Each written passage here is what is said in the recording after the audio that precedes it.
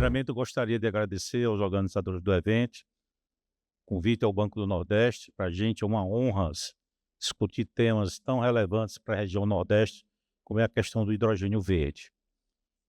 Eh, Como foi comentado no painel anterior, eu também já acompanho um bom tempo esse setor de energia, e lá pelos idos de dos anos 90, início dos anos 2000, a gente estava com algo parecido com o que está acontecendo atualmente.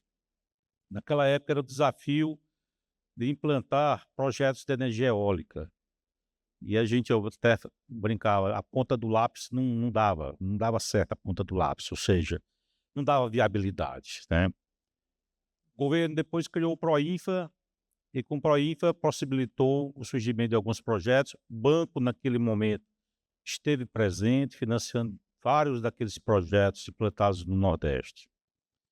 Depois, com o passar do tempo, a gente assistiu o avanço, a melhoria da tecnologia, ao aumento da competitividade da tecnologia, inicialmente eólica e depois solar. E hoje essas 2 fontes de energia, essas 2 alternativas tecnológicas, são as mais competitivas na geração de energia elétrica no Brasil. Então eu acredito que o hidrogênio vai no mesmo caminho. No momento a gente está discutindo as dificuldades, como realmente conseguir solucionar uma ou outra planta. Foi citado aqui pela Fernanda hoje de manhã o exemplo do Cimentos Misul. Existem outras iniciativas também de pequeno porte. É isso, é dando um passo após outro, para que a gente lá na frente realmente consiga estar contando a história como a gente está contando a história hoje do hidrogênio e da energia solar. Bom, conversar um pouquinho com vocês sobre os riscos e desafios na visão, no caso do financiador. Primeiramente, gostaria de falar um pouquinho sobre o Banco do Nordeste, somente para aqueles que não tiveram a oportunidade de conhecer a nossa instituição, tá? Bom, a nossa área de atuação, o banco atua em todos os estados da região Nordeste e mais o norte de Minas Gerais e norte do Espírito Santo, com 293 agências. Nós temos uma participação no crédito industrial e comercial da ordem de 60% da região, na nossa área de atuação, e temos uma participação em torno de 48% no crédito rural e agroindustrial. O banco se caracteriza também não só por investimentos em infraestrutura, investimento no setor industrial, comercial, agroindustrial, mas também se caracteriza por microfinanças. Nós somos o maior banco de microfinanças orientada do Brasil, tá? E nós atuamos com Crédito Amigo nas áreas rurais ou nas zonas urbanas, e nas áreas rurais o banco criou, que a gente chama de Agroamigo, concedendo microcrédito em toda a nossa área de atuação. Tá, aqui para vocês terem uma ideia, o principal funding do Banco do Nordeste é o FNE, é o Fundo Constitucional de Financiamento do Nordeste. Esse fundo, atualmente, o estoque capital é de 140 bilhões de reais. Para vocês terem uma ideia da importância que o banco tem dado ao setor de energia, 40% desse estoque de recursos é para o setor, tem sido alocado no setor de energia.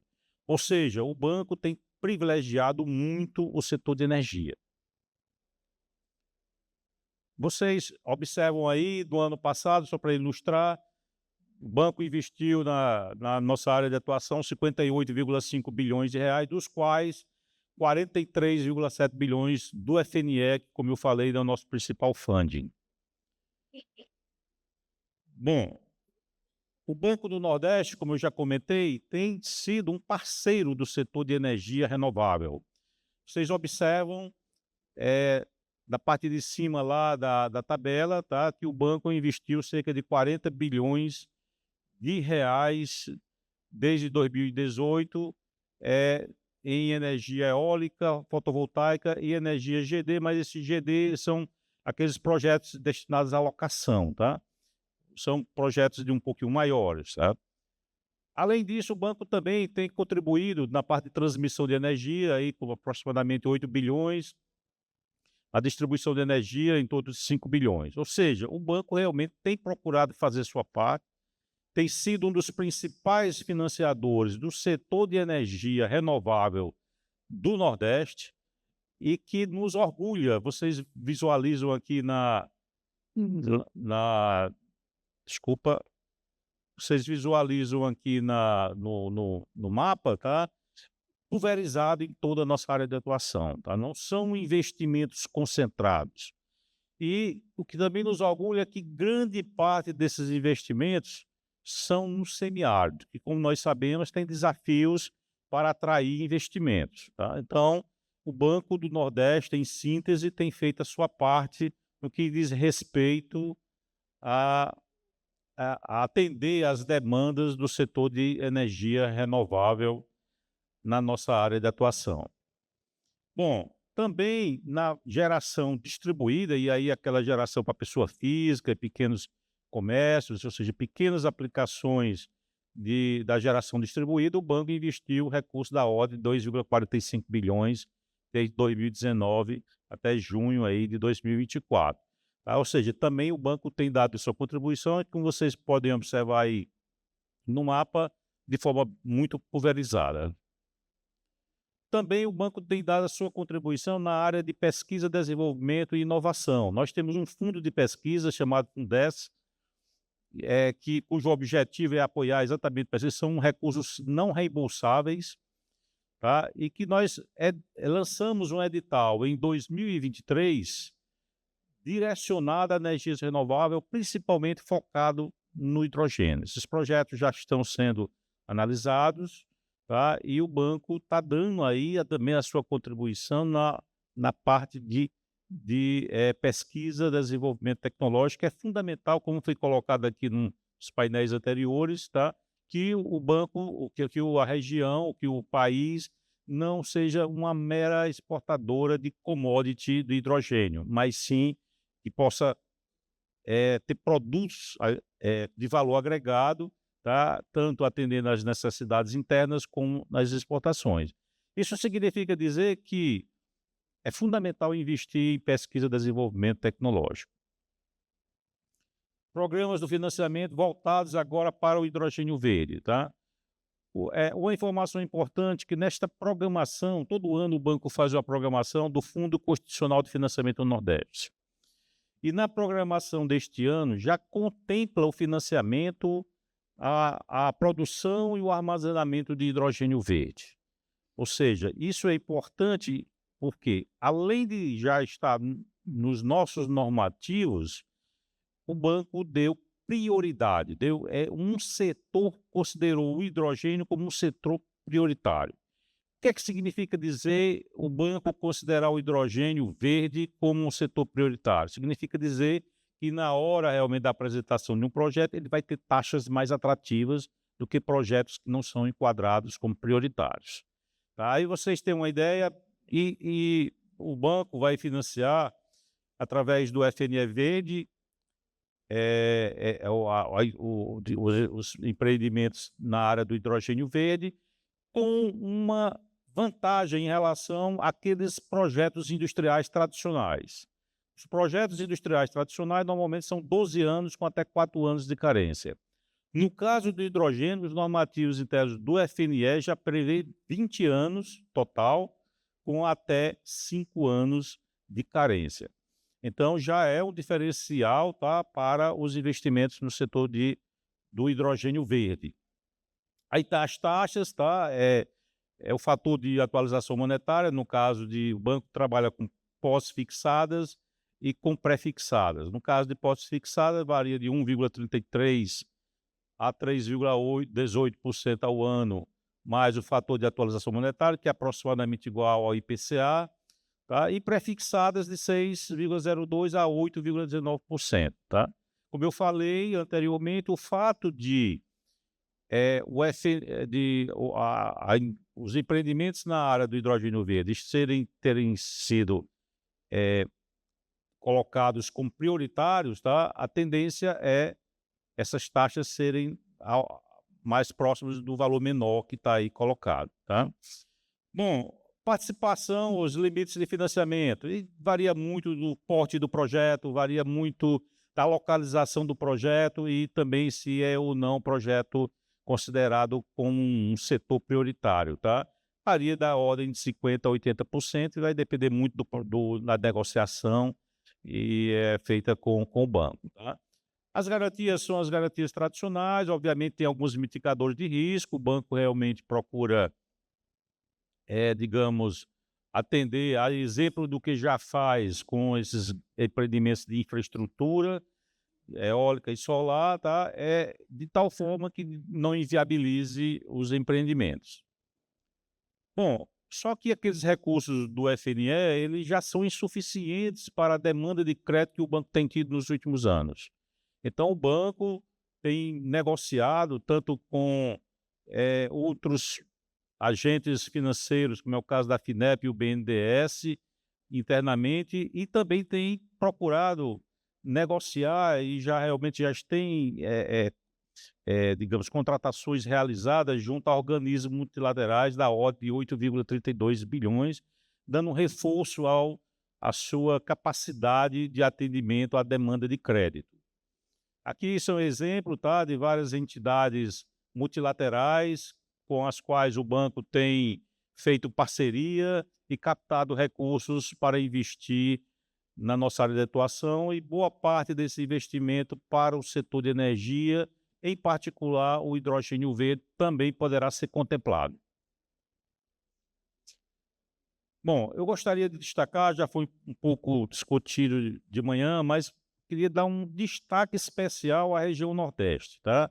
Aqui nesses 3 mapas, nessas 3 figuras, vocês observam o potencial, né, que é colocado aí por alguns estudos realizados tanto na área eólica como solar, no caso da energia, o potencial eólico onshore, isso aí realmente em torres de 100 metros, normalmente os torres são mais elevados, portanto é maior do que isso. Vocês observam que seria de 880 gigawatts, tá, dos quais 35% no Nordeste. Nós temos um potencial gigantesco offshore, que ainda não tem nenhum projeto implantado, vocês sabem muito bem disso, tá? Mas é a questão de regulação que está em andamento e que a gente espera que, talvez no próximo ano, isso realmente se concretize. Onde o Nordeste mais privilegiado, com metade do potencial brasileiro, tá? Da ordem de 1.335 gigawatts.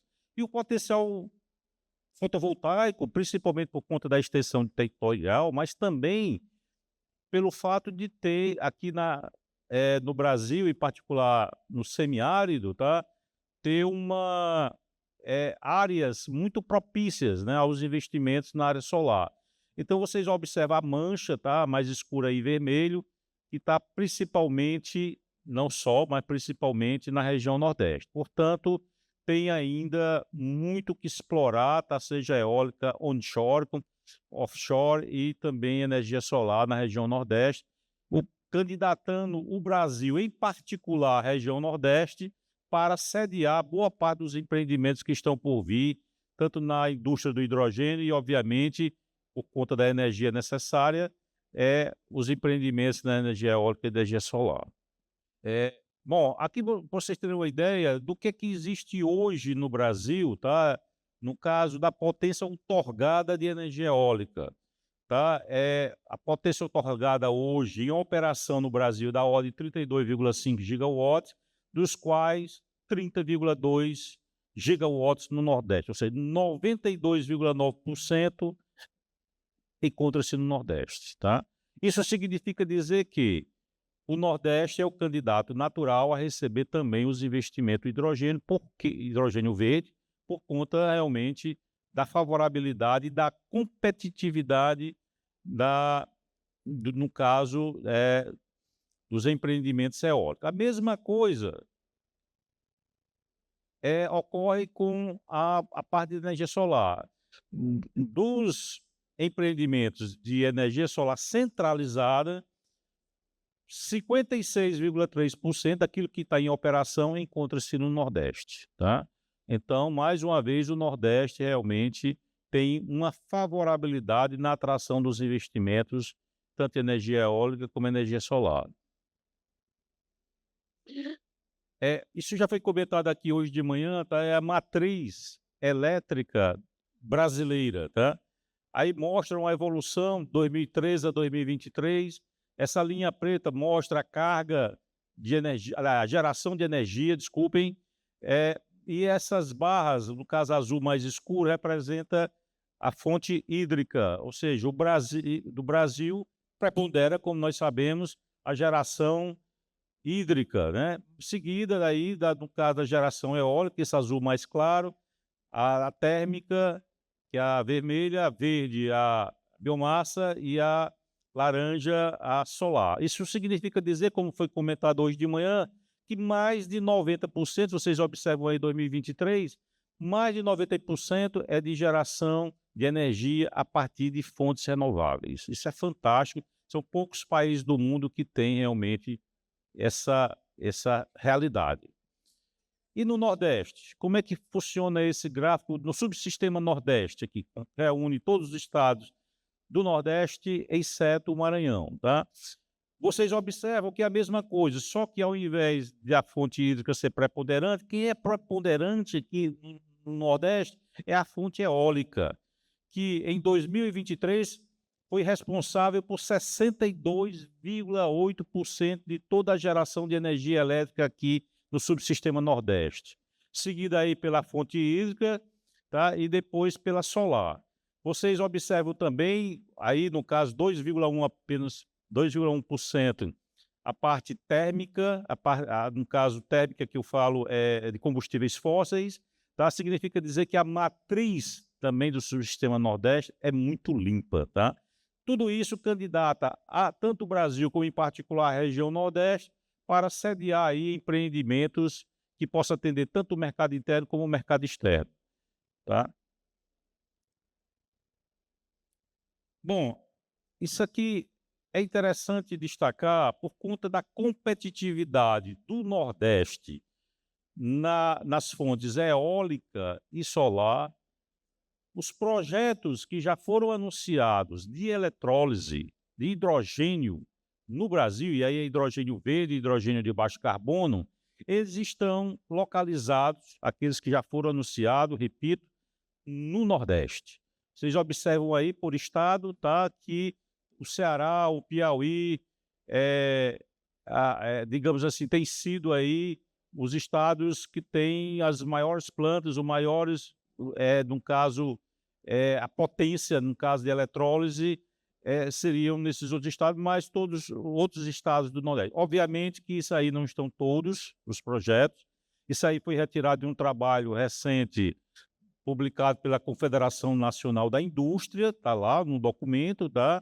Que é um documento sobre hidrogênio sustentável, e nós fizemos assim, não quisemos mexer, ou seja, colocamos exatamente o que está lá, mas mostra realmente o que está acontecendo e para onde esses projetos estão apontados. Não à toa um fórum como esse, outros fóruns que têm ocorrido em todos os estados do Nordeste, exatamente para tentar dar visibilidade aos estados e, obviamente, amadurecer a discussão, né, com os atores nacionais e internacionais.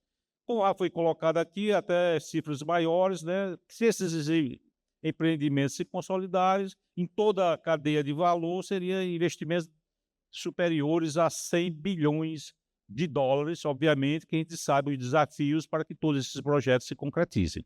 No entanto, essa é a realidade, tá?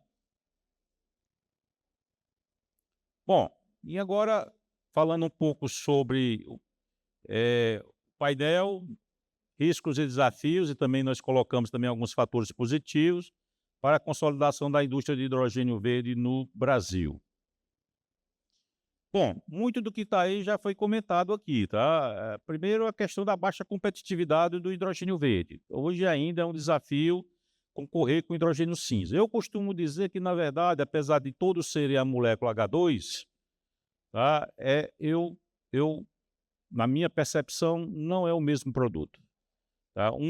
Uma rota que, no caso do hidrogênio cinza, gera externalidades negativas, contribuindo para aquilo que a gente está assistindo aí diariamente nos meios de comunicação, que são os efeitos das mudanças climáticas. Então, essa rota que, de alguma forma, contribui para a insustentabilidade, ela, na verdade, é precificada e concorre com o hidrogênio verde, que mitiga o problema ambiental, mitiga o problema das mudanças climáticas da mesma forma. Então, o mercado de carbono, né, espera-se que, de alguma forma, esse desbalanceamento existente possa ser, de alguma forma, compensado por conta dos efeitos negativos de uma produção via a rota do hidrogênio. Alguém pode dizer, não, mas vai fazer a captura do carbono. Sim, isso aí, sem dúvida, já é um avanço por conta exatamente de uma rota com sequestro de carbono, já mitiga ou não agrava o problema, tá? Mas o Banco do Nordeste, em particular, acredita mais a longo prazo na rota, no caso da eletrólise, tá? No caso, a produção do hidrogênio verde.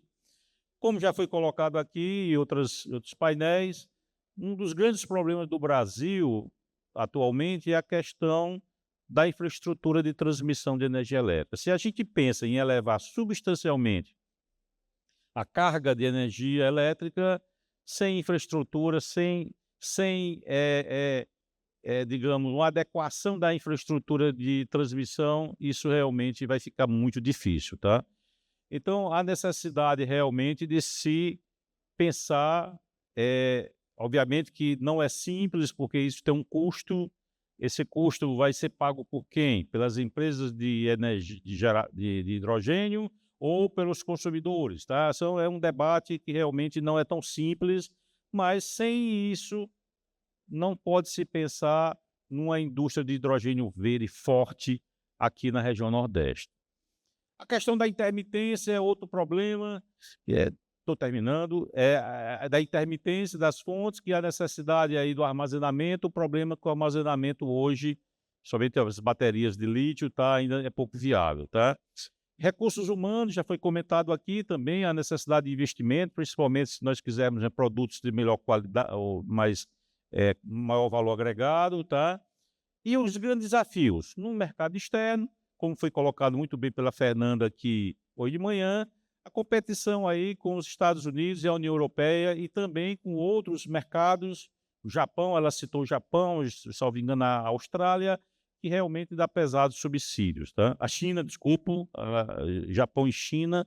Então, não é tão simples, tá? Apesar de nós não precisarmos de tantos subsídios quanto eles para sermos competitivos, tá? E no mercado interno, ainda incipiente, há muito o que se fazer para que, digamos, com políticas que de alguma forma estimule, certo? A adoção do hidrogênio verde, como foi o exemplo do caso da Cimentos Mizu, tá? No seu processo produtivo. Bom, mas por fim, obviamente, nem tudo é ruim, tá? A gente observa que está melhorando muita coisa, principalmente no que diz respeito ao marco legal. Há um ano atrás, a gente dizia, nós não temos um marco legal. Ou seja, era a chiadeira, era realmente a choradeira, era essa, porque o Brasil realmente ficou para trás, enquanto outros países avançaram, tá? Hoje nós temos um marco legal. Falta regulamentação, é verdade. Mas já temos um marco legal, temos uma lei, tá certo? Aprovação aí do Programa de Desenvolvimento de Hidrogênio de Baixa Emissão de Carbono também, inclusive por conta de ter sido vetado alguns benefícios que previa na lei, tá? Isso realmente foi corrigido com uma lei, que seria essa lei do PHBC, que também foi recente, tá? E a aprovação da Lei do Combustível do Futuro já cria um mercado aí para o SAF, tá? Isso aí é fantástico, e também para outros combustíveis, tá? A tramitação aí do projeto de lei aí que trata do mercado de carbono, né? O potencial aqui na região, como já foi destacado, o elevado potencial de fontes renováveis, que aí credencia o Brasil, tá? A sediar esses empreendimentos de hidrogênio, tá? A competitividade da geração eólica e solar já foi destacado. Ou seja, o Brasil é um dos países onde o custo da energia, ou melhor, a geração de energia aqui, pra vocês terem uma ideia, uma torre instalada aqui no Nordeste, ela gera o dobro dessa mesma torre instalada em média, obviamente, na União Europeia. Então é muita diferença, tá? E nós temos, como já foi destacado, uma matriz elétrica limpa, tá? Com mais de 90% da geração a partir de fontes renováveis. Isso credencia o Brasil e, em particular, a região Nordeste a sediar os vultosos investimentos previstos na indústria, apesar dos desafios que a gente estão sendo discutidos aqui no evento, então, para que realmente se consolide e que esses projetos saiam do papel. Obrigado, fica à disposição.